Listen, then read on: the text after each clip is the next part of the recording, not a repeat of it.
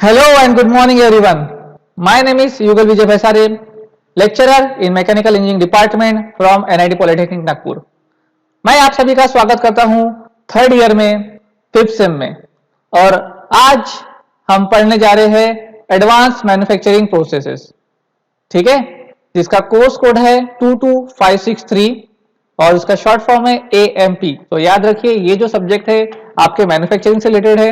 अगर आप लोगों को कहीं मैन्युफैक्चरिंग इंडस्ट्री में जॉब करना है तो ये सब्जेक्ट का नॉलेज होना बहुत ज्यादा इंपॉर्टेंट है।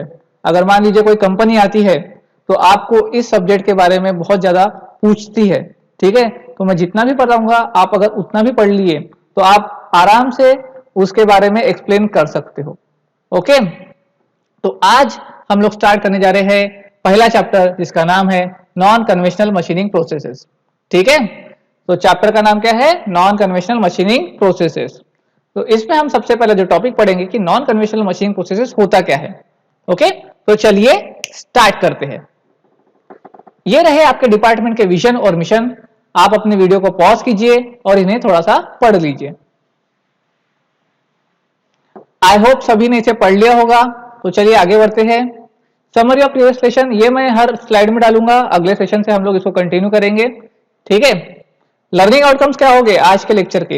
इस लेक्चर को खत्म होने के बाद आप लोग नॉन कन्वेंशनल मशीनिंग प्रोसेस क्या होता है ये आप डिस्क्राइब कर पाओगे और ये रहे आपके प्रोग्राम आउटकम्स जो कि अचीव होने वाले हैं।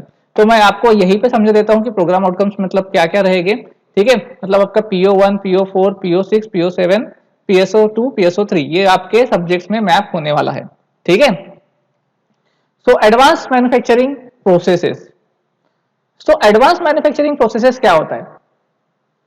आप लोगों ने फोर्थ सेमिस्टर में एक सब्जेक्ट पढ़ा होगा मैन्युफैक्चरिंग प्रोसेसेस, जिसमें आप लोगों ने लेथ मशीन के कुछ ऑपरेशंस पढ़े थे, मिलिंग मशीन से कुछ ऑपरेशंस पढ़े थे, ड्रिलिंग मशीन के कुछ ऑपरेशंस पढ़े थे, जैसे कि फेसिंग, टर्निंग, है ना, ये सारे ऑपरेशन पढ़े थे। तो ये सारे जो ऑपरेशंस है इससे क्या होता है, आप एक कोई तो भी पर्टिकुलर पार्ट या जॉब बना सकते हो, ठीक है भैया, मान लिया।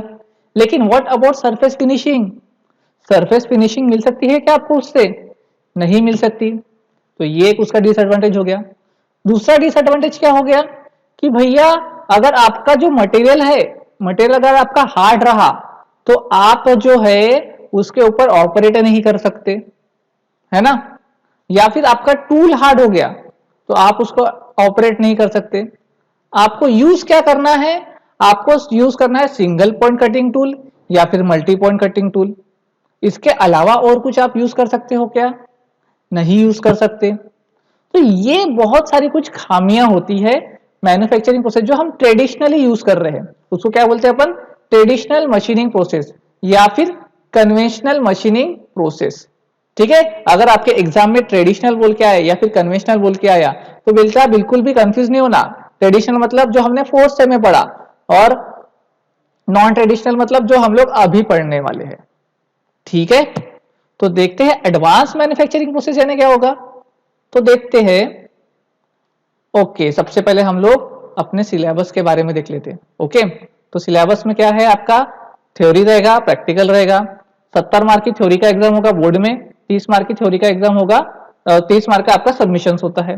प्रैक्टिकल एग्जाम 50 मार्क का इंटरनल होता है, 50 मार्क का एक्सटर्नल होता है, ये मैंने आपको पहले भी बता दिया है। ओके, तो मशीनिंग प्रोसेस दो प्रकार की होती है जैसे कि मैंने आपको समझाया। एक कन्वेंशनल जो कि आप लोग अभी तक पढ़ चुके हो। अभी तक मतलब आपने क्या पढ़ा है? आप लोगों ने क्या पढ़ा है? फेसिंग, टर्निंग, ये सारे ऑपरेशंस पढ़े हैं। ये सारे ऑपरेशंस कहां पे पढ़े हैं? आपने लेथ मशीन के ऊपर, मिलिंग मशीन के ऊपर, है ना, ड्रिलिंग मशीन के ऊपर, ग्राइंडिंग मशीन के ऊपर, ये सारे मशीनिंग आपने पढ़े हैं। ये क्या हो गया? Conventional machining process. इसको दूसरी भाषा में ट्रेडिशनल मशीनिंग प्रोसेस भी बोलते हैं, ट्रेडिशनल मशीनिंग प्रोसेस भी बोलते हैं। हम लोगों ने चलो ये सब तो कर लिया, एक जॉब बना लिया, लेकिन उसमें सरफेस फिनिशिंग आएगी क्या? नहीं आएगी। Surface finishing is most important in the industry. अगर सरफेस फिनिशिंग नहीं होगी तो आपका जॉब जो है, आपका जो पार्ट है किसी भी डिवाइस में लग पाएगा क्या?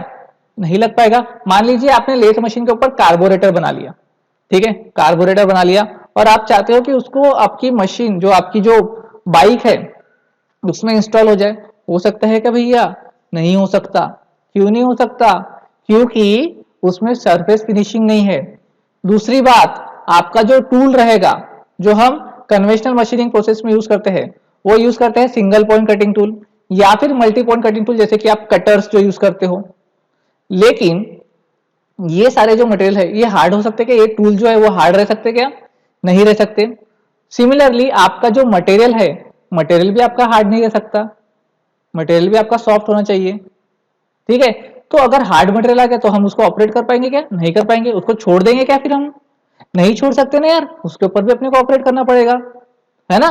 तो ये सारे जो लैकुनास है, ये सारे जो डिसएडवांटेज है कन्वेंशनल मशीनिंग प्रोसेस की, ये सारे जो डिसएडवांटेज है कन्वेंशनल मशीनिंग प्रोसेस के, इसको हटाने के लिए हम लोगों ने क्या किया?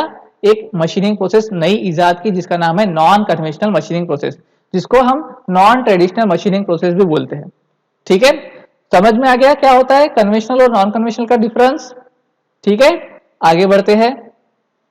तो क्या जरूरत पड़ी हमें अनकन्वेंशनल मशीनिंग प्रोसेस की? तो एक्सट्रीमली हार्ड या ब्रिटल मटेरियल, उसको हम बहुत डिफिकल्ट होता है उसको मशीन करना, उसको ऑपरेट करना बहुत ज्यादा डिफिकल्ट हो जाता है। ठीक है, तो इन सबको हटाने के लिए हम लोगों ने क्या किया? एक मशीनिंग प्रोसेस इजाद की, जिसका नाम है अनकन्वेंशनल मशीनिंग प्रोसेस। जब वर्कपीस बहुत ज्यादा फ्लेक्सिबल हो, बहुत ज्यादा हिल रहा हो, तो उसके ऊपर कटिंग या ग्राइंडिंग करना ये भी बहुत ज्यादा मुश्किल हो जाता है। तो इसीलिए तो कैसे करेंगे भैया फिर हम काम? तो इसके लिए हम लोग अनकन्वेंशनल मशीनिंग प्रोसेस का यूज करेंगे। या फिर मान लो आपको बहुत ही ज्यादा कॉम्प्लेक्स शेप मतलब अगड़म बगड़म शेप आपको बनाना है।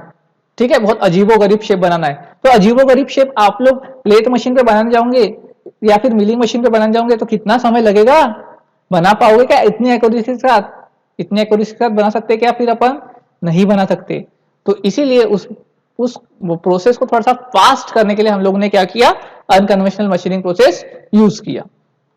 ओके, तो क्लासिफिकेशन किस प्रकार से होता है नॉन कन्वेंशनल मशीनिंग प्रोसेस का? किस बेसिस पे हम लोग इसको क्लासिफाई करेंगे ये देख लेते हैं। तो जो नॉन कन्वेंशनल मशीनिंग प्रोसेस है आपका, वो चार पार्ट में डिवाइड है। कितने पार्ट में? चार पार्ट में। मैकेनिकल, इलेक्ट्रोकेमिकल, इलेक्ट्रोथर्मल और केमिकल। ये चार पार्ट में आपका non conventional machining process divided है। तो सबसे पहले हम लोग देखते हैं मैकेनिकल पार्ट। ये मैकेनिकल पार्ट है। मैकेनिकल पार्ट में कौन सी मशीन हो सकती है? तो एब्रेसिव जेट मशीनिंग प्रोसेस, एजेएम बोलते हैं। ठीक है, एडब्ल्यूएजेएम मतलब wire cut jet machining process.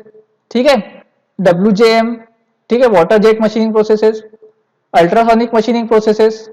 अब इलेक्ट्रोकेमिकल में कौन सी मशीनिंग प्रोसेस होती है? तो ईसीएम होता है, ईसीजी होता है, ईजेडी होता है। ठीक है, इलेक्ट्रोथर्मल में क्या होता है? ईडीएम होता है, electron discharge machining process, LJM होता है, laser beam jet machining processes, EBM होता है, इलेक्ट्रॉन बीम मशीनिंग प्रोसेसेस। ठीक है, केमिकल में भी होता है सीएचएम और पीसीएम। तो आपके जो सिलेबस में है, आपके टोटल सिलेबस में 8 प्रोसेसेस दी है, जो कि बहुत ज्यादा इंडस्ट्री में यूज की जाती है।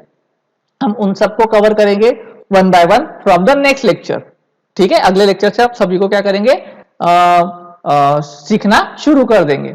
ठीक है, तो कंपैरिजन देख लेते हैं एक बार कि कन्वेंशनल और नॉन कन्वेंशनल मशीनिंग प्रोसेस में क्या डिफरेंस है, क्या ऐसा डिफरेंस है।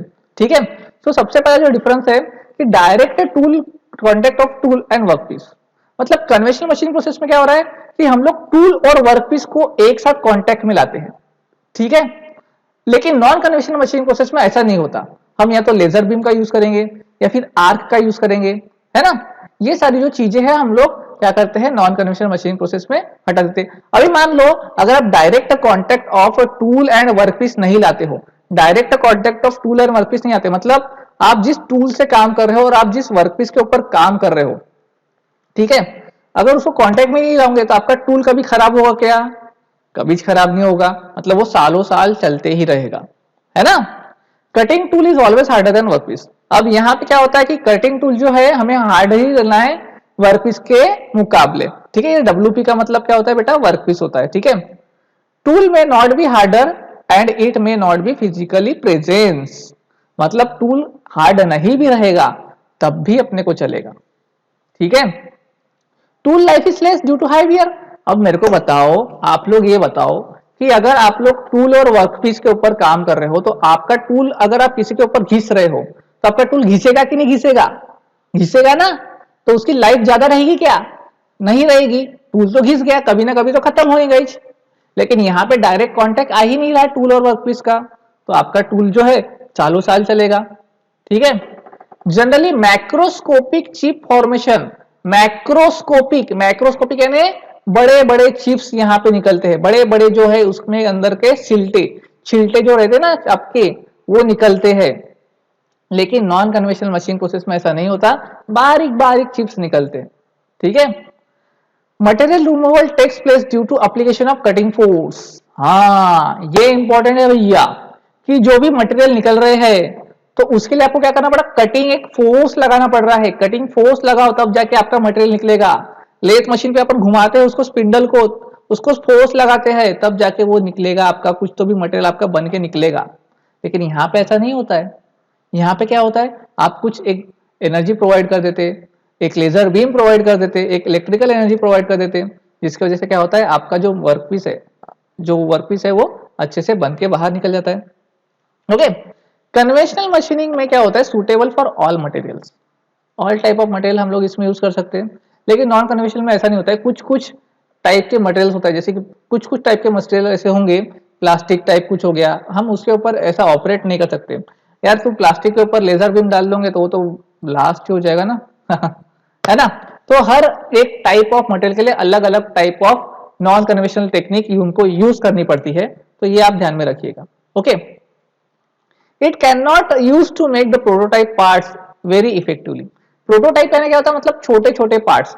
आपको अगर बोला कि इतना बड़ा मशीन बनाओ तो आप सबसे पहले क्या करेंगे, उसका छोटा मशीन बनाएंगे ताकि वो बराबर तरीके से चल पाए, है ना। तो हम लोग कन्वेंशनल मशीनिंग प्रोसेस को हम प्रोटोटाइप बनाने के लिए यूज नहीं करते। हम क्या करते हैं, नॉन कन्वेंशनल मशीनिंग प्रोसेस से एक प्रोटोटाइप तैयार करते हैं। ओके। तो ये कंपैरिजन ध्यान में रखिएगा, आपके बहुत काम में आएगा लाइफ में और आपके एग्जाम में। ठीक है। तो हमने आज क्या पढ़ा, हमने आज पढ़ा नॉन कन्वेंशनल मशीनिंग प्रोसेस के बारे में। हम कंपेयर कर पाए कन्वेंशनल और नॉन कन्वेंशनल मशीनिंग प्रोसेस को, और ये रहे आपके प्रोग्राम आउटकम्स अचीव्ड। ठीक है। क्वेश्चन किस प्रकार से पूछ सकता है आपको एमएसबीटी की, डिफरेंस बताओ कन्वेंशनल और नॉन कन्वेंशनल मशीनिंग प्रोसेस का क्या होगा, या फिर क्लासिफाई करो नॉन कन्वेंशनल मशीनिंग प्रोसेस। तो क्लासिफिकेशन आपको इतना बड़ा चार्ट बना के समझाया, ठीक है, तो वो क्लासिफिकेशन आपको ध्यान में रखना है। ओके। यही रहा आज का लेक्चर। Thank you. मिलते हैं अगले लेक्चर में जहां हम पढ़ेंगे इलेक्ट्रिकल डिस्चार्ज मशीनिंग प्रोसेस के बारे में। तब तक के लिए कीप लर्निंग,